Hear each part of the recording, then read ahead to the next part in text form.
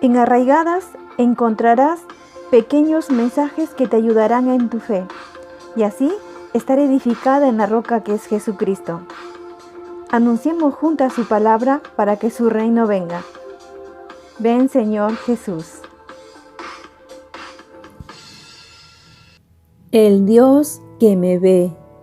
Nuestra cita de hoy la encontramos en Salmo capítulo 11, versículo 4. La palabra de Dios dice: Jehová está en su santo templo. Jehová tiene en el cielo su trono. Sus ojos ven, sus párpados examinan a los hijos de los hombres. Amadas, la saludo en el amor de Jesucristo. Nos resulta alentador saber que estamos bajo la mirada del Altísimo y que nuestra vida está en sus manos y en su corazón, pero a veces actuamos como si Dios no estuviera viendo y guiando nuestra vida y nos refugiamos en el desierto para huir del dolor y la frustración, en vez de alzar la mirada al cielo y recordar que Dios nos ve. Si fuere así, todo sería diferente. Hermanas, saber que Dios es el Dios que nos ve puede ayudarnos a vivir por fe. Él es un Dios que nos encuentra aún cuando estamos transitando en medio de lugares áridos y secos. No niego que somos vulnerables y es fácil sentir que hemos sido olvidadas por Dios, particularmente en momentos en los que, al igual que Agar, la mujer de nuestra historia de hoy, recibimos un trato al parecer injusto. Hay algo interesante que debes saber, que si vamos a leer la historia de hoy en nuestra Biblia como lectura simbólica, va a ser fácil perder de vista a Agar como persona, porque antes de ser cualquier cosa, Agar era una mujer vulnerable, sin ningún protector real en el mundo, una esclava que nunca tuvo opciones, una madre que quería vida y felicidad para su hijo. Si podemos separar a Agar de las capas del simbolismo apiladas encima de ella por las generaciones, podemos recuperar un poco el sentido de quién era y qué podría tener para decirnos hoy.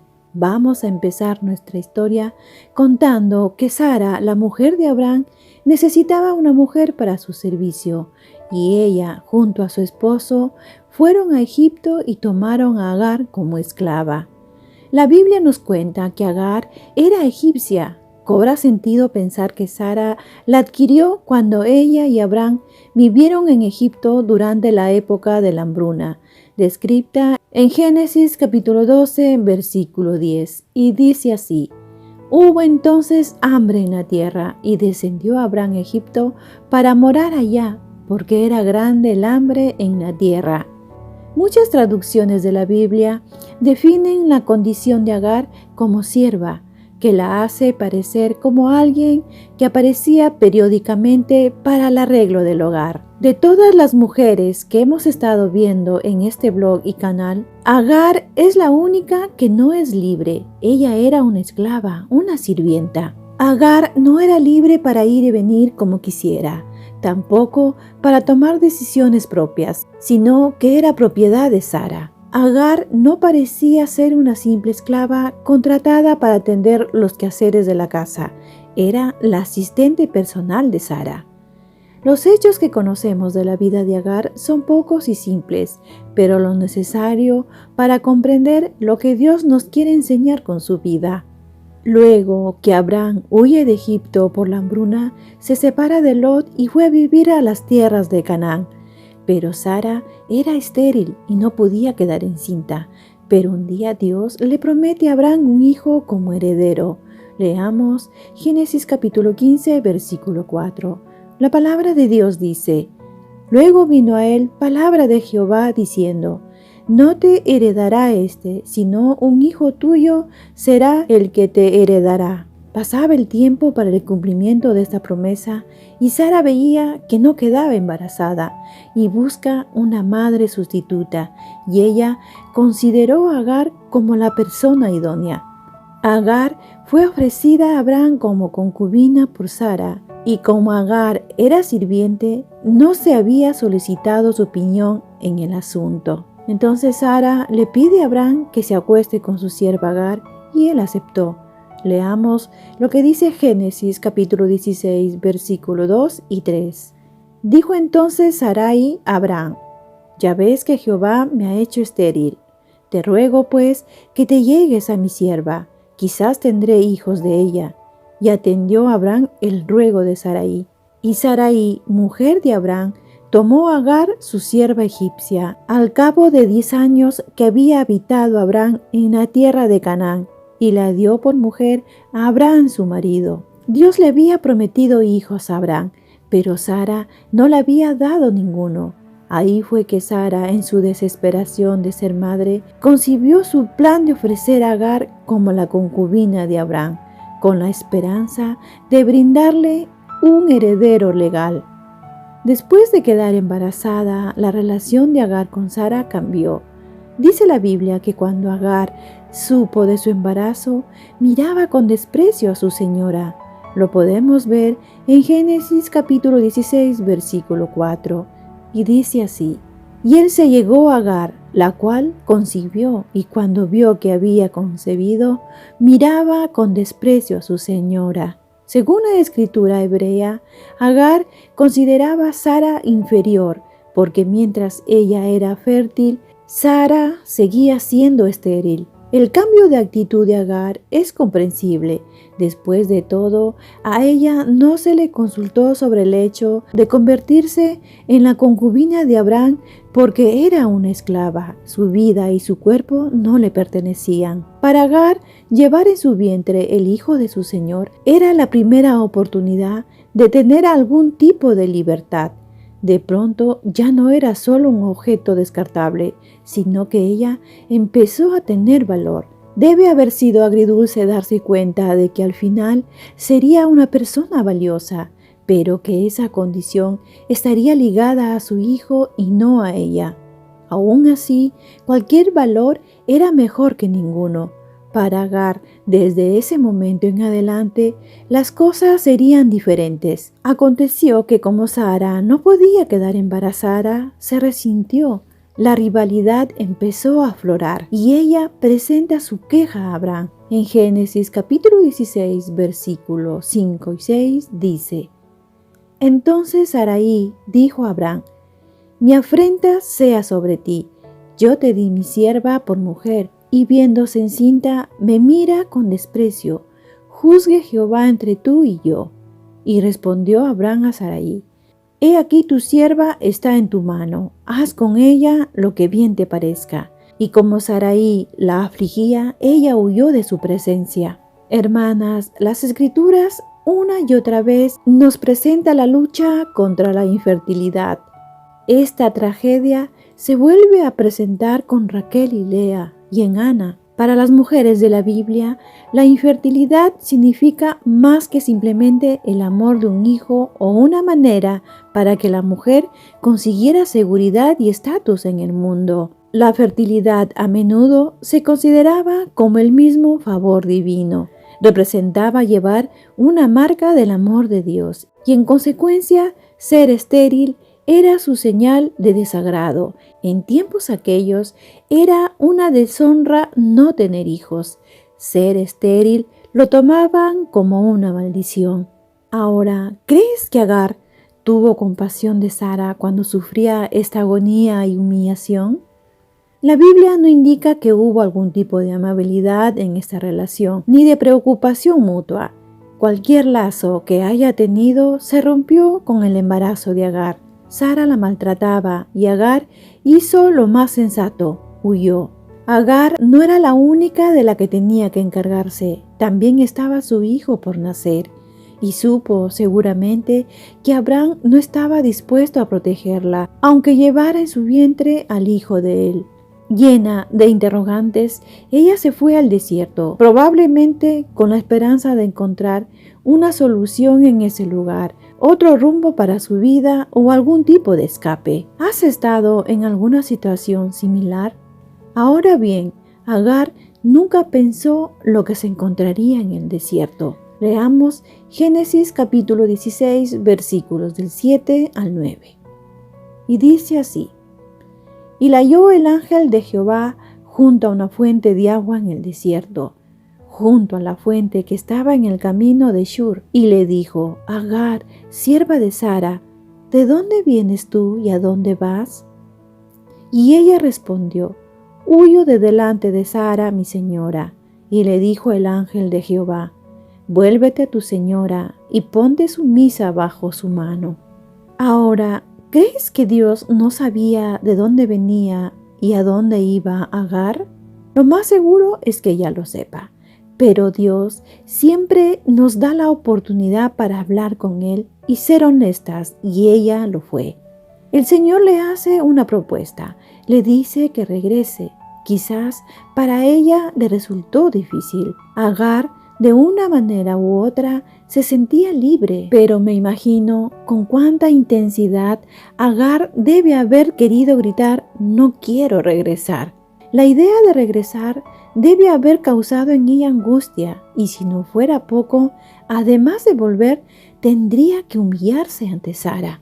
Oh, amadas, este es un mandato que muchas de nosotras no desea hacer. Dios le estaba pidiendo algo que parecía imposible y doloroso.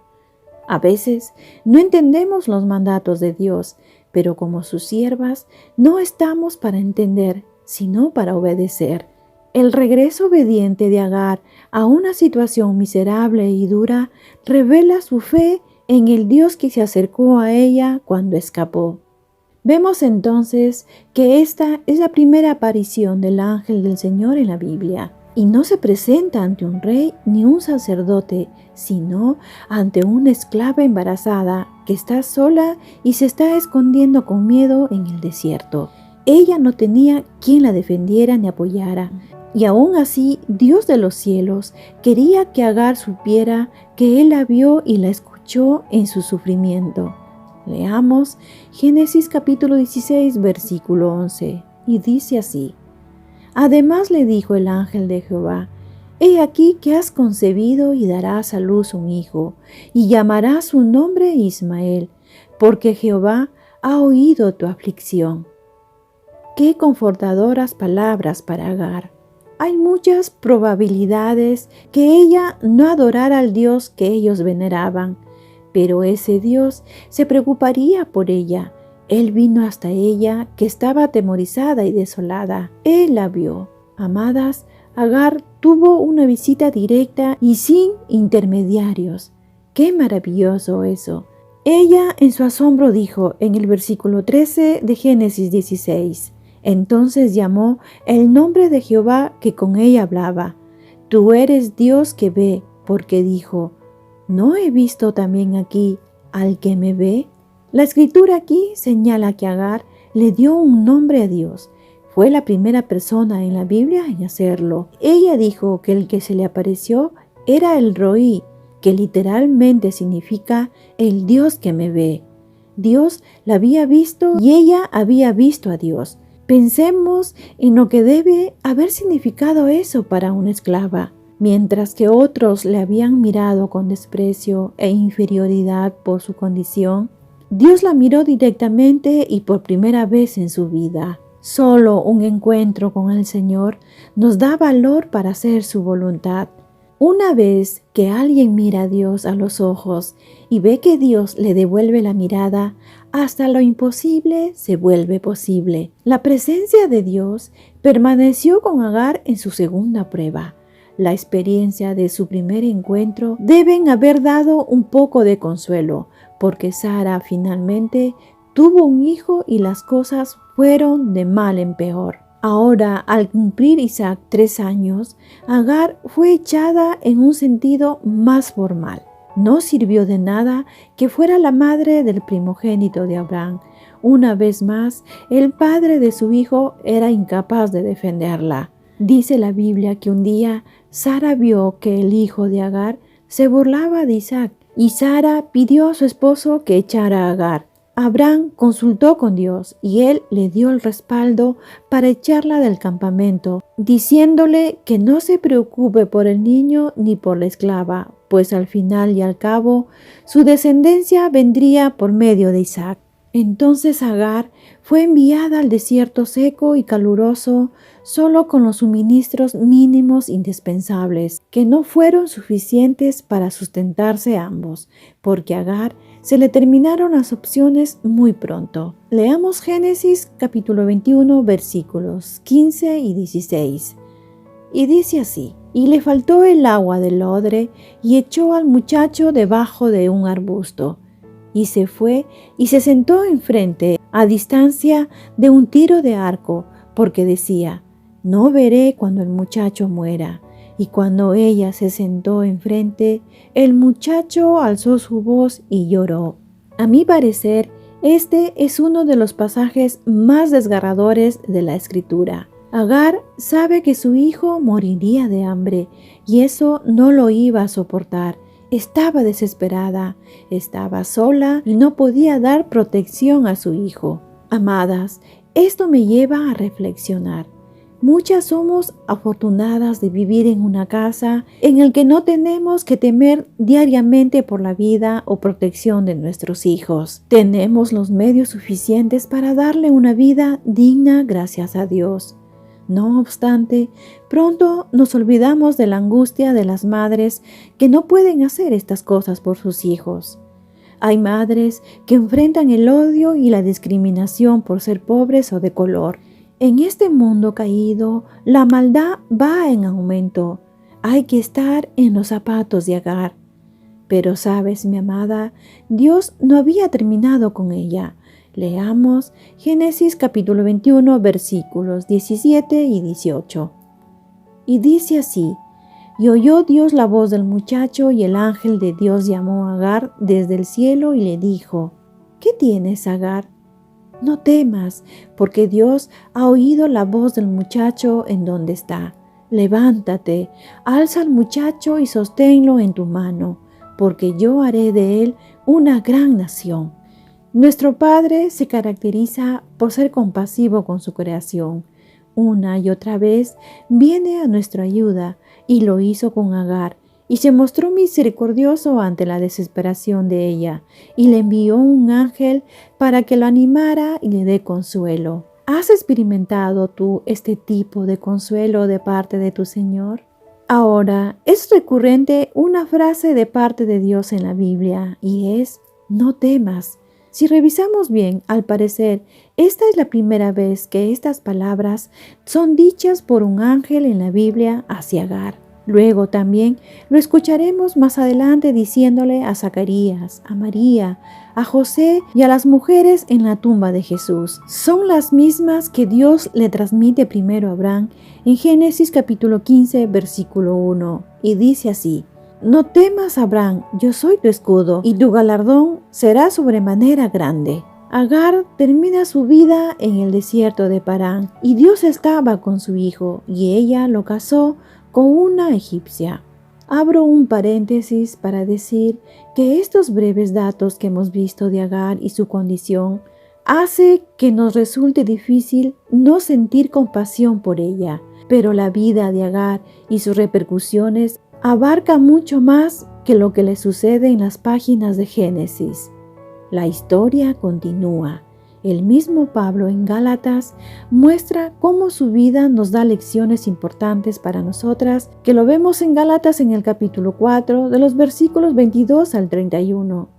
Fue la promesa del pacto que pasaba por Sara e Isaac, la que trajo la libertad a través de Cristo, y somos hijas de la libre, mas no de la esclava. Cierro paréntesis. Amadas, espero que la historia de Agar te haya ayudado a entender que hay un Dios que nos ve, aún en tiempos de desesperación agobiante por el calor del desierto. El Señor quiere que regresemos de ese lugar y que esperemos en Él, aferrándonos a sus promesas en oración y humillación. Dios oye nuestras oraciones y Él ve nuestras necesidades. Dejémonos amar por nuestro Señor. Creamos realmente que Él nos hace un lugar en su mirada y en su corazón, llevando nuestra vida en sus brazos. Querida amiga, es mi oración que hoy, como Agar, te encuentres con el Dios que te ve. Decirte además que tengas la certeza de que tu vida no pasa inadvertida para Él, sino que te mira con ojos de amor, porque quiere que seas suya, hacerte libre y llenar tu corazón de paz y de confianza. Él quiere que lo conozcas más de cerca y que tengas comunión con el Dios que te ve. Dios oye y Dios ve. Son palabras de confianza que nos recuerda de cómo responder en tiempos de desesperación. Dios con nosotras. Encuéntranos en arraigadas777.blogspot.com.